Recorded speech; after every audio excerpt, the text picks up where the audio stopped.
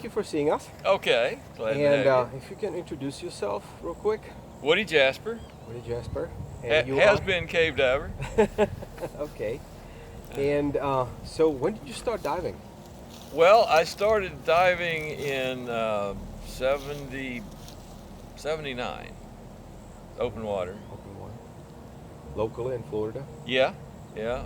We did quite a bit of offshore spearfishing and got real active and became a pretty accomplished open water diver Okay. before cave diving came along. Well, being surrounded by cave country, really. I mean, you're diving offshore, you're subject to weather, so you can go to the Keys, which takes forever, and sit there in a hotel and watch the wind blow for a couple of days and wish you were diving, but you can't. So the ability to just go dive night or day under all weather conditions was certainly a huge appeal to cave diving. And then it was there, it was like this. So you actually grew up in Central Florida? No, I moved here from Texas. I grew up in Central Texas. And my wife and I moved here in 1967 to Gainesville. Well, the first thing I ever did was stopping at the springs on the Swanee and with scuba. I had my scuba, so I jumps off the boat with open water scuba and used the anchor line. So I just held the anchor and walked off, kind of sweat walked really mostly into the cave as far as the anchor line would take me, 80 feet or whatever that was, 100 feet.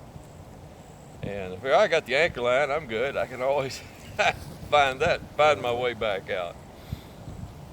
But a friend of mine who I had taken open water with, he and I went to Madison Blue one day, and we're gonna go diving that day and then spend the night, camp out. So we go in the big entrance to the right and swim around to the big room and then come out the little entrance. It all seemed pretty benign. There's a line you can see down beside you, and it all seems reasonably safe. So we go into Madison, get some food, come back, and gonna repeat the dive that night, 10 or 11 o'clock. Except we're gonna do it the other way. Gonna go in the little entrance and come out the big entrance. Seems a little safer that way. You don't have to find the little entrance. So along the way, everything's going fine, and we're in the big room, and my buddy flashes his light at me and goes, I don't exactly know what he's asking, but I shine my light over to the line, which was about 10 feet to my right, and he was to my left. So he immediately swims over to the line, and then we exit, and everything's fine. But obviously, he didn't know where he was at the time. So I thought, well, this is a good object lesson, and I probably need to check on this cave diving stuff that I've heard about. So I signed up for a cavern course. It was cavern, basic cave, and cave. That was the 3 levels of progression back 40 odd years ago. And get signed up with the little dive shop there in Branford. And when I show up for the cavern course, it was $25 for a 2-day cavern course. With Sheck and Mary Ellen were the instructors, Sheck Exley and his wife. Along with 22, 23 other people that the dive shop had signed up, to Sheck's chagrin and surprise. He had no idea what, I can't remember the dive shop owner was, but he was kind of a shyster. But he had just signed up everybody that he could. He was selling the course, actually. So Sheck runs around and asks various friends of his that are around the dive shop if they'll be helpers. So we had a very intensive 12-hour a day, 13, 14-hour a day, 2-day course. No, that was cavern. And I took basic cave from Mary Ellen. That was just 4 of us. Okay. I got about halfway through a full cave. There was a tragedy at Eagle's Nest that involved my instructor. His wife drowned. along with another guy who went to recover his wife. Okay. It was all rather tragic, so the course kind of just died on the vine, and I never really picked it up from there. Wes finally gave me a full cave card a couple of years later, just because he thought about it one day. I was an explorer. We canoed where nobody had ever canoed before. I ran motorcycles through the woods and laid out enduro courses, charting paths that no one had ever gone before. I was the guy your mama warned you about in high school. I've always been an explorer. Okay. Since I was, this big. So I was laying line in the Santa Fe River caves solo on like dive 22 or something, including course dives. I kept a record back then. I should have. I ended up logging my dives up to a couple 300, and then I got lazy and quit. But I regret that. Don't stop logging your dives. You'll hate it later. Well, the guy at the dive shop, I can't remember his name, Buddy Sanders, decided I was going to die early on. So he got Bill Main to dive with me. So Bill and I did some dives, and Bill will share information in a very Socratic method, so to speak. Bill's a great guy, and so he was useful. But you got to realize that back then the ratio of tourist divers to explorers was, Christ, 50-50 or something. It's not like 5% versus 95% like it is now. So you were just around, and then pretty early on, I was in Branford Dive Shop, and this young fella, I asked him about diving sites, and he drew me a map to Lower Orange Grove. And here's a spot that's kind of interesting. I'm off on a little solo dive. So his name was Wes Kyle. Okay. So I saw him next week, and he went, "How'd you like that?" I said, "That was pretty cool. That was, interesting and challenging." So he said, "Well, you want to go diving?" I went, "Sure." So that was it. We ended up going to, our first dive went to Madison Blue, went up a little ways and took a tunnel to the right. He said he had been laying some line in there, but he had stopped. He wanted to continue. And it was just a little low tunnel, 3 or 4 feet high by 6 feet wide. It wasn't restrictive, but it was just slimy, silty on the floor with little mounds, little dome rooms and mounds of silt. And when he got to the last one, he was tying off, and then I bumped into him coming out of the silt. So we had, I don't know, probably close to 15 minutes of total silt out exit, which was fine. We were on the line, no problem. So after that, we were a dive team. So he went, "Well, damn, you're still there." "Yep." "Okay, well, let's do it again." "Okay." So that was hooking up with Wes. Body recoveries can get grim. I only had one that wasn't fairly fresh. It's not a very pleasant word, but that were recently drowned. There was a fella in Alachua Sink that it took us. Well, in 3 days, I had 710 minutes bottom time looking for this guy, which sounds pretty crazy, but it was in 30, 40, 50 foot of water. So deco really never became much of an issue. And I was directing the recovery, so I was really motivated to get him, and I could dive all I wanted. I was setting the schedule for all the divers and all the above water personnel as well. So as soon as I got everything lined up, I could just go ahead and hunt for him. But that was pretty. I found him. Actually, the way I finally found the guy is I'm suiting up. Tom Morris and I are going to go do a dive on the third day, and his dive buddy who had made it out was there at the site, and he's 100 feet away, but I can hear him starting to tell the story.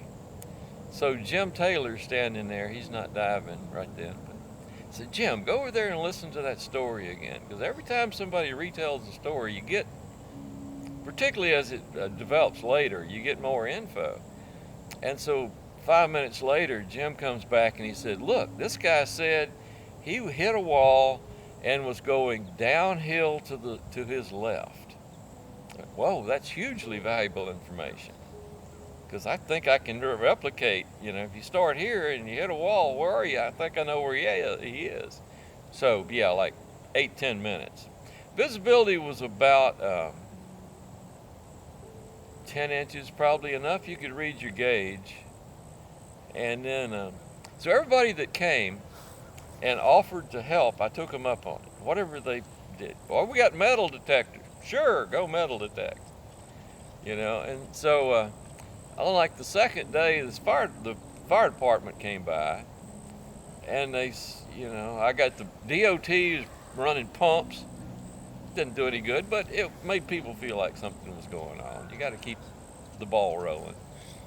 And the fire department came by. Anything we can do to help? Well, yeah, how about some fresh water? So we put a full-blown fire hose into the spring on the second day, and on the third day, we had 2-foot visibility. Well, from 8 inches, 2 foot's a huge, huge improvement. So really made it, and as soon as I hit the wall that I thought he was on and started going downhill to the left, I can see marks, scrape marks in the lime rock where they had bumped into it or touched it. And it's like, wow, I've never sent anybody here, and I haven't been over here. So this is a little section of the cave I really didn't know existed. I always thought he was off to the left over there underneath this low-hanging ledgy area. But yeah, so anyway, he was well, we had 150 pounds of lead on him trying to get him to sink, to get him out. And after I found him, I just hooked my reel to him, and I got out of the water because I got more business to do. I got coroners to contact, and I got a bunch of stuff to do at that point. But the team that spent the next 20 hours getting his body out really had a grim and thankless kind of a job, because that was the tough part for them. So that was probably a little in there on the worst memories. Okay. Really, I didn't have too many. I never had a dive buddy in too much trouble. Obviously, things came along, but Good. they were all short-lived, and everybody had a beer afterwards and got to talk about it. So one of the coolest moments was getting through Bluebird. Bluebird's a little spring up in North Georgia, which is at the bottom of Ellison's Cave there. One of the, I guess, maybe still, or at least at the time, deepest cave east of the Mississippi. And a continued, if you go in from the top, you climb the mountain about 2,000 feet, and you start doing a series of small to big drops, 500 foot in one case. And finally you get down to a big breakdown area that's got a little bit of water trickling in, but it just goes into the breakdown, and the cavers up there had never been able to find their way through the breakdown, and still haven't.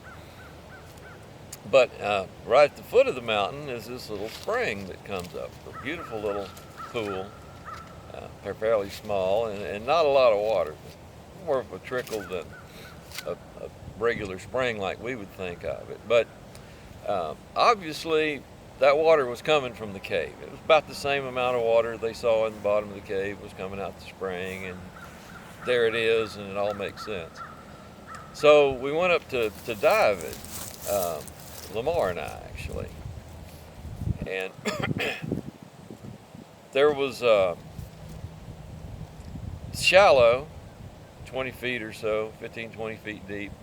Doesn't go too far, a couple hundred, 300 feet. Takes a little left, comes into a little room, and the water's coming out of underneath the rock ledge there on the floor, and it's just 4 or 5 inches high, and the bottom is rocky and the top is rocky.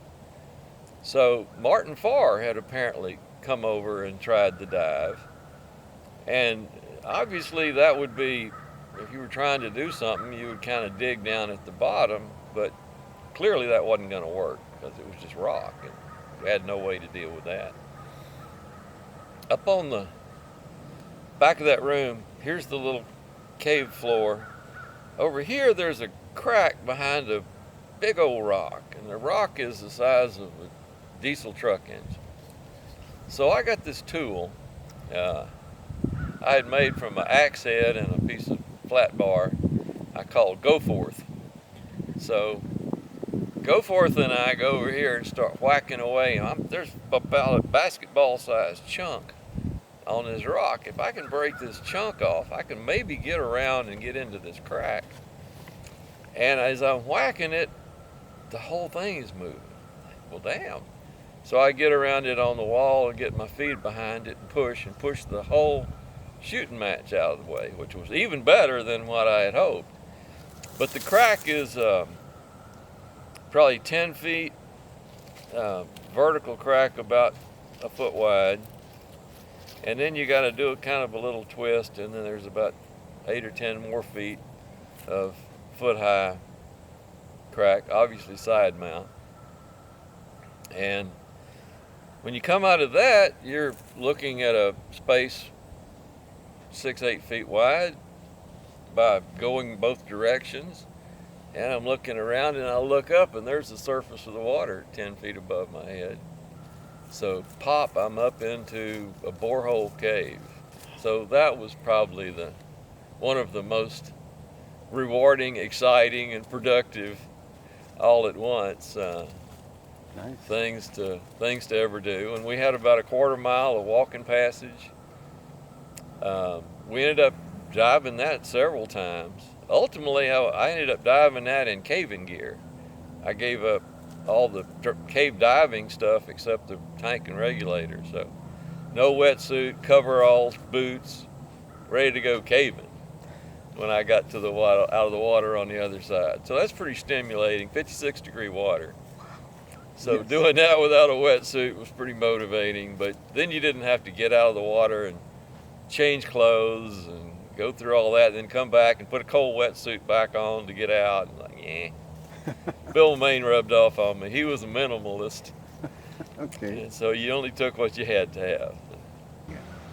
Well, there was a competitiveness to Competitive. it, certainly. Yeah. We had certain people that you competed with more than others. Bill Gavin lived up in the Panhandle, so he had more local knowledge up that way. So I remember being on a dive one day, and I knew that Gavin was chasing the same connection. So I'd gone down the big tunnel for a little ways, and it looked like a pretty hot lead to the left. And I took it, and I'm 100 feet into it, and it's not gonna go. I'm in stagnant water, and I kind of know where the lead's probably just gonna go over here, and it did everything that I thought it was going to do, but I could have turned around there, for instance. But I'm thinking, well, if Gavin's next dive is chasing this dive, he's going to follow my line, and I got no more air for changing the dive plan and starting to push this other lead. I'm going to have to come back to that anyway. Let me just take this one as far as I can take him. So I swam the rest of my spool to the end down this silty goo ball tunnel, just because I know he's going to have to go look and see, waste another one of his dives, seeing where I went with the last dive. So, we had those kind of things that went on. So So I got a note left in the bottom for me. Mikey Bo Gavin. Hello, Woody. Off the end of one of my previous lines. So, So it was a healthy competition? It was healthy. It was yeah. healthy. Yeah. Okay. Yeah, nobody had any. Well, I got scooped one time, and you feel a little bad about it, and I got an apology. We're sorry, but we couldn't help ourselves. When I first started diving, particularly Wes, and then Lamar came along pretty early. I was helping Wes on a dive courses, and Lamar was taking the cave course. So that's where Lamar came into the program. But both those guys are 12 years younger than I, and both of them had better legs. So I was doing everything I could to be a more trim diver. So I'm kind of the first person that ever really pulled the stage bottles way up under your armpits where you could get them out of the flow. Everybody else was just dangling them. And they were there, so they were handy to take on and off, is the way they were rigged. And they didn't swim worth crap like that. They were hard to swim.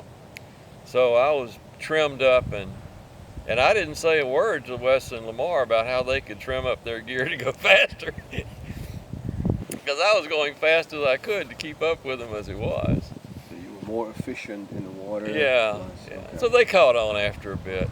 Hey, you seem to be going along all right. Yeah, this works. So sidemount started and I was really the first. There's a little cave on the Swanee, Sandbag is one of its names. But it's shallow and maybe 200-300 feet, and there's a turn to the right, and there's line in it. It's checks, I'm pretty sure, at the time. So this lead to the right, there at the end of the cave, the line stops. So I hook on, and I'm in double 72s, and I got my double 72s down to really trim too. I'm wearing a Navy harness, which has no back plate. So the tanks just nestle right between your shoulder blades, and really a nice way to go. And so I'm off to the right down this lead, and then it goes 40 feet, pretty scrunchy, but doable. And then it turns into a real wide, low bedding plane, like, 15 inches probably. So I'm scrunching along there in my doubles, and I get to where I'm really pretty stuck.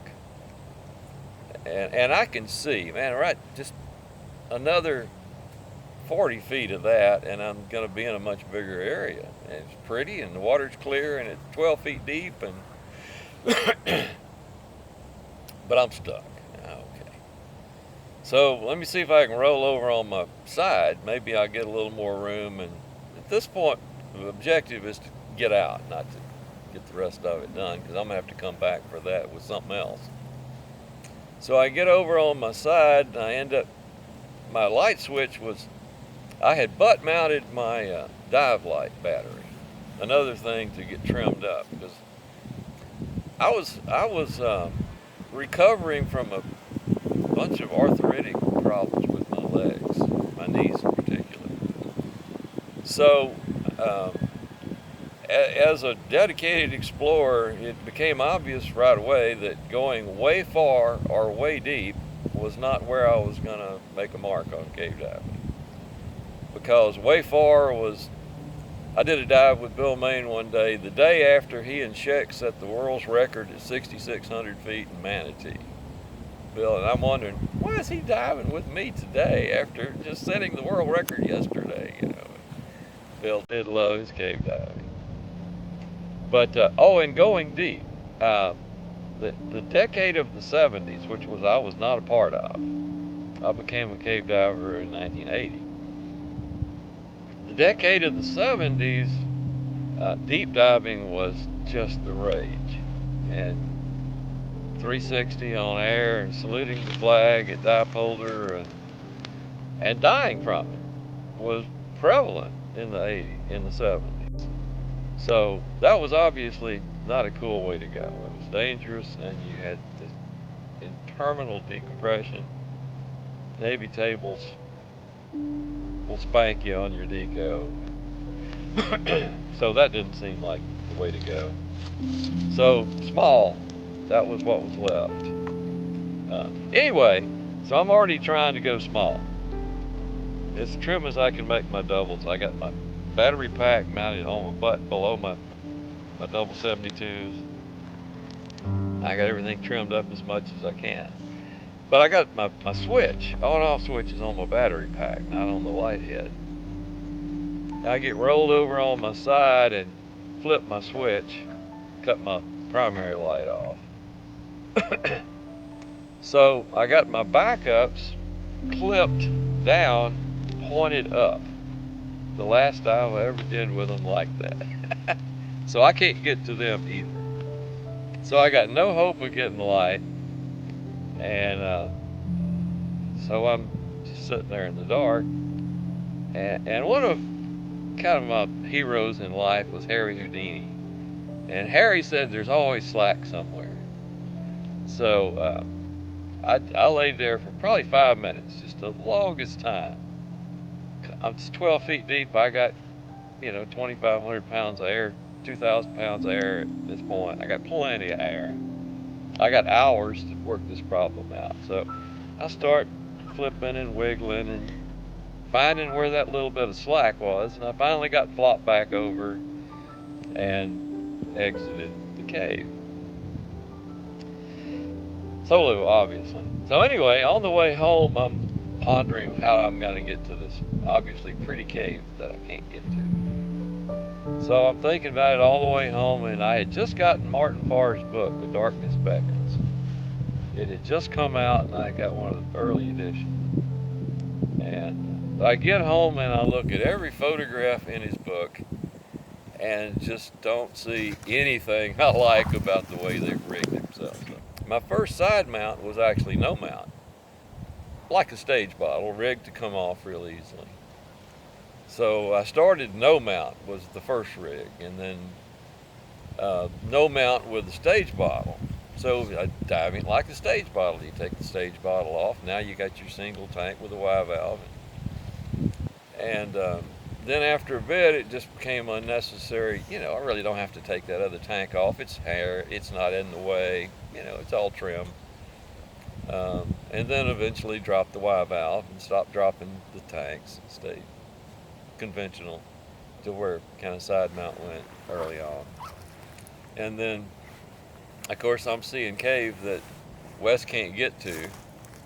So he's worked out a rig, and then Ron Simmons is coming down to start cave diving, and he's innovative and equipment oriented.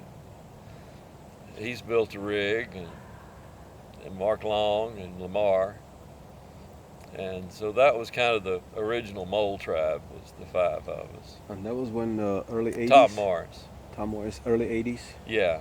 Early 80s, okay. So you were diving 20, 25 years in side mount? Yeah, 25 years. Otter Springs rescue was very serendipitous, of course. And to speak briefly about the production they did, 911, that was spot on from the time I was a part of the rescue. What happened before that, we shot what the other people said happened before we got there. We didn't much believe it, but we shot it. So anyway, other than that skepticism, the 911 reenactment was spot on. So really, really well done. And it was done exactly where it happened, and all that was... So was the underwater footage from Otter Spring, actually? Yes. Oh. Everything shot on the... Because, we talked about, they talked about, maybe we can find an overhang that looks like a cave we can shoot at night. No. The real place that it really happened is a perfect set. It's shallow, we can shoot all day long, it'll clear up for us, we can make it silty if we want to. There's no reason to change it. It's it's a unreproducible set. So anyway, they did a job that I was real proud of, and the story is a good story that as they told it. But anyway, I was at a picnic, a company picnic, and Bobby Weeks, one of the husbands of an employee, he knows me, we're friends, and he sees this two people standing on the bank of a silty pool looking worried, and asks them if he has divers in the cave. They say yes. Are they cave divers? No. He just takes off running. So he gets to me. I got my gear in the truck, which I carried it full time, because it's, you got to go get air, you got to go dive it, you got to take it back and get air again. So there's really no reason to load and unload this heavy stuff day in and day out. So I rigged up a secure box on the back of my pickup to keep it. At any rate, I got it all there. It's all aired up. I jump into my suit as quickly as possible. They help and get in the water in record time, actually. Certainly don't expect a recovery. It's been, I don't know, an hour, I guess, by the time I'm in the water from the time they started their dive. So conceivably, there could still be somebody alive, but once they get lost and scared and start huffing and puffing, they're running through gas like crazy. So it's not likely anybody's going to be alive. Anyway, I've come along, find the mask on the bottom, look up, and they're up in that crack that's got a air pocket that they've created by their own exhaust bubbles. I can't get up into the crack, it's too small. I can get up beside them. I got a big light, I'm shining it around, nobody's doing anything, so oh well, too late. I've done some body recoveries before that. This is just going to be another one. So hammer down on a Poseidon 300, which blows more air than any other regulator on the market at the time, and I hold it for 30 seconds. I mean, a terribly long time. And nobody, I'm bursting eardrums in this cave with this sound. It sounds like a jet engine taking off. Nobody's responding.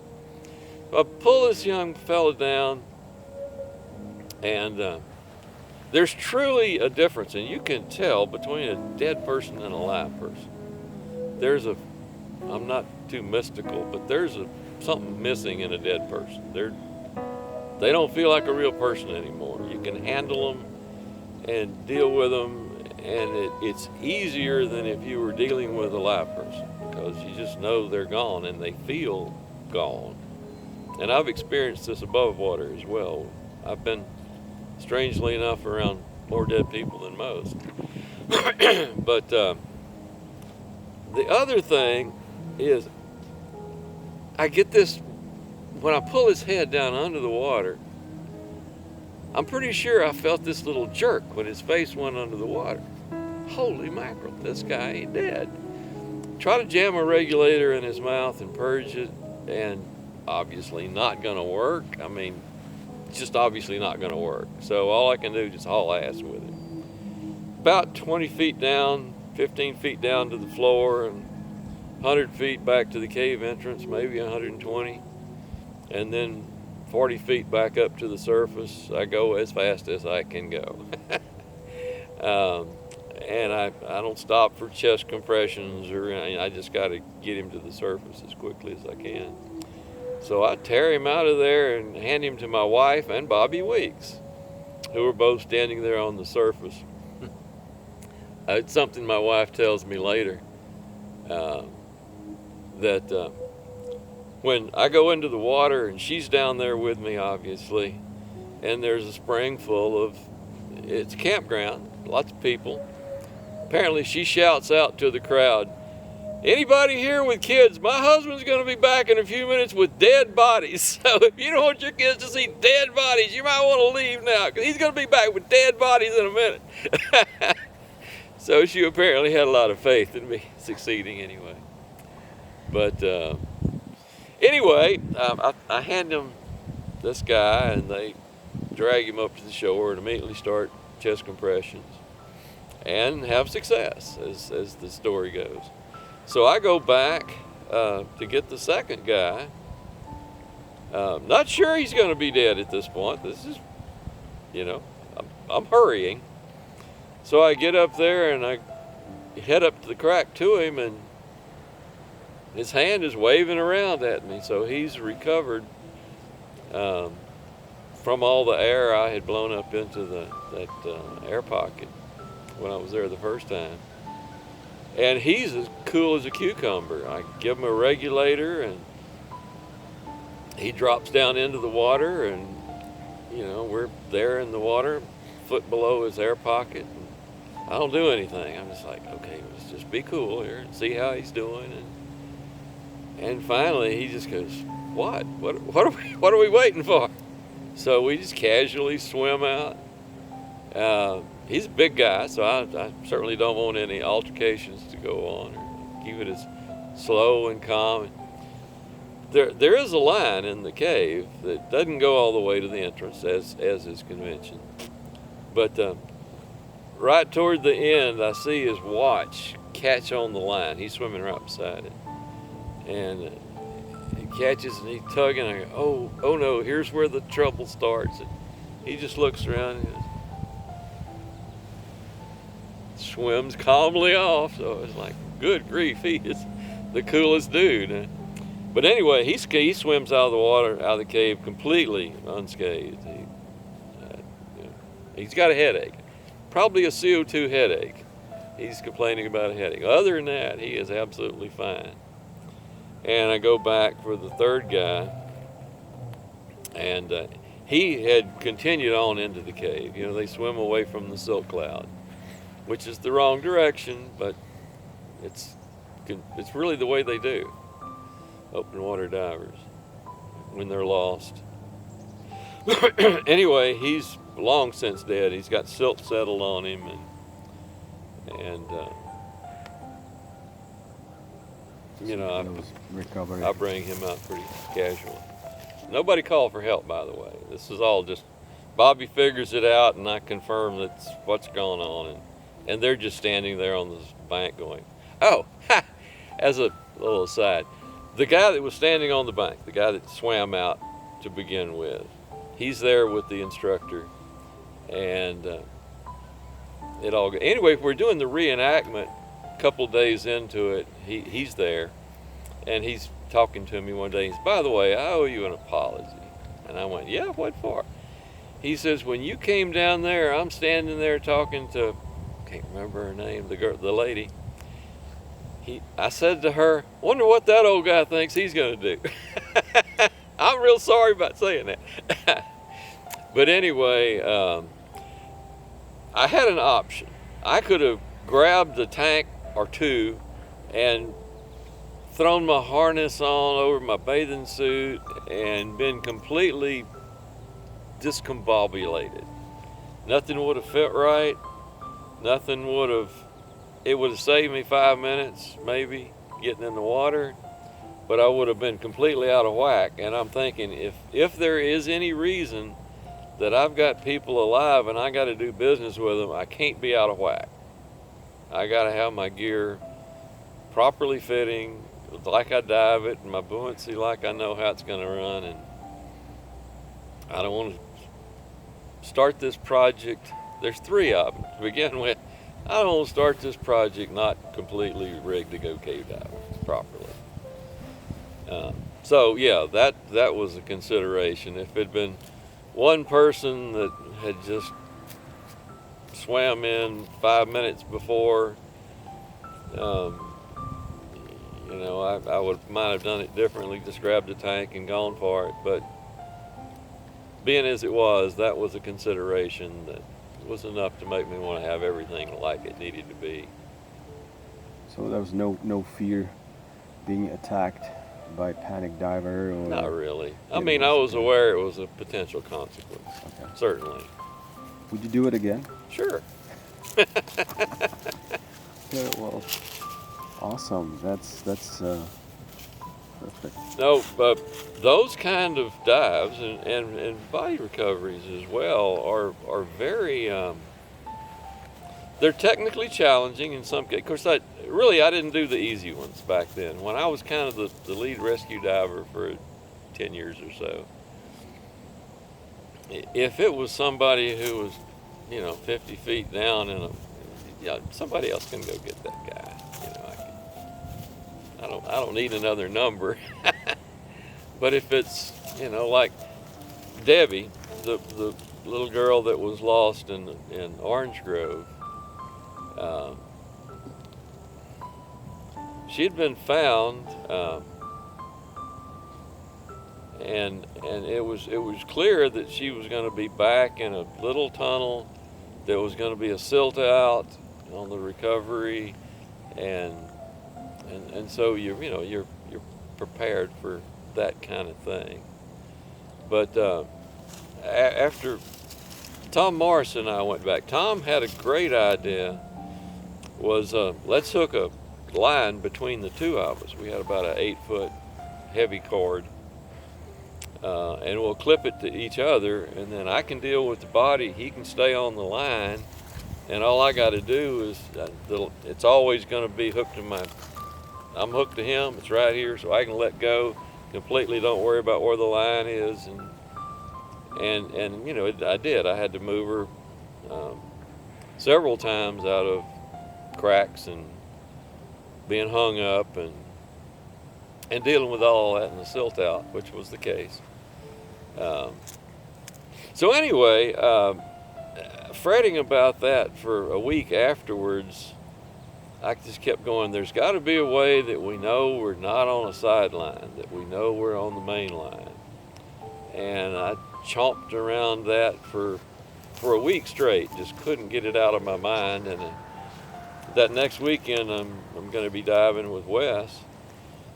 And so I'm just on and on about, man, we got to be able to figure out how to come up with some kind of marker or something. And Wes just goes, well, fuck it, just make it a different color. It's like, well, duh. So we got a hold of Lamar. Lamar got a hold of his cartage supplier, and the guy said he thought that gold was going to be the most durable color that would maintain, it's not like it's going to fade off or anything. So that's where the gold line came from. I didn't know that. Nice. Yeah, from that recovery. Well, thank you for that. Divers all around the world now using them. Yeah. It was an obvious idea. You just had to worry about it until it came by. So. Okay. Excellent. Because what had happened with that, she had gotten off. They had mistakenly gotten on a side lead that went to nowhere. And so in that time, there were no arrows or directional markers on the main line? There were. There were. There were arrows, but you had to see them. I mean, and side tunnels typically didn't have. I mean, there weren't arrows everywhere. There were lots of lines with no markings. And as explorers, we would always tee. We didn't do jumps. We just hooked up to the line and left it hooked, because you're going to come back and explore further. After the cave is explored and mapped, and somebody wants to go cut back the leads, the side leads, then that's a good idea. And we did that, or we encouraged that for other people to do. But that's the way it kind of evolved. Okay. Any thoughts on the current state of cave diving and cave diving community? Well, it seems pretty healthy. I don't have any kicks about. Certainly, I'm in awe of Brett Hemphill and those guys that are doing 400+ foot dives that go for hours on end. And never really thought about rebreathers. I'm a little bit too much of a cowboy, I think. It's like driving a car versus flying a plane is my consideration of rebreathers versus open circuit. So again, I'm a little bit cowboyish. So maybe it's better I didn't discover rebreathers early on. In your era, there was not that many available. There were some extremely expensive, to my understanding, but it was not the mainstream or any mean by popular tool those days. Well, obviously nothing until Bill Stone in the Wokala, Okay. which was mid to early 90s. Mm-hmm. And that was not a viable product at that point. So really it was 2000 probably before something really reasonable was available. I certainly thought about semi-closed. You had the little bubblers that a constant bleed into a bag. Those had been around. Certainly initially with oxygen, the 30-foot limit stuff was simple to build and would have been easy enough to home make, but you could save deco gas with that, but then you had to have a scrubber to make it go anywhere, and then it became a real system. Okay. But I was in 2000 I bought a business, so I really had far less time to devote to cave diving after that. Did some dives after that, fairly productive, did some fun stuff. But I guess the shoot in Romania, was very intensive diving for the movie, but The Cave. Not a very good movie, but looked pretty underwater. Anyway, after that, I slowed down quite a lot after that. And then everything we did was objective dive. We didn't go on tour dives. We didn't swim around Jenny Springs. Sightseeing. It was a photo, it was a ley line, it was let's try some new equipment configurations. There was always an objective. So one of the things that's changed, I know, because I've watched the new guys, we were always on a deco race. You hit the water, you took it up to 75 feet a minute, high cruise we called it. You put it in high cruise, you ran the whole dive in high cruise. You were on Navy tables, the deco clock was ticking like a drum, and you just went as hard as you could go for the entire dive. So that's become, when I dive with, even in the 2000s, you're diving with a group and they're just doopling around. It's like, well, that's different, because it was always such a work chore. You had your maximum air distance ratio down pretty pat. Everybody skip breathed 100% of the time. I don't know where they got this skip breathing was dangerous. We would have died if skip breathing was dangerous, because there wasn't anybody making the end of the line that wasn't skip breathing. Every breath, the entire dive. So I think that's changed. And my last question, would you like to pass on or share with the future generation of cave divers? Or Don't follow the crowd. There's something out there that somebody hadn't figured out, that somebody hadn't been, and it's there for you if you want it, I think. Guys that work hard at it succeed. So, but certainly just swimming around and having a beautiful time with some of the coolest people in the world. Really, that was the other side of cave diving. Is you were really hanging out with the coolest people in the world. And it was easy. It wasn't climbing the mountains in Himalayas. This was just Sunday afternoon with friends, have a beer later, everybody's smiling. So awesome. to be a world-class explorer, seeing new exploration on a Sunday afternoon with friends, it's just like, what could be better?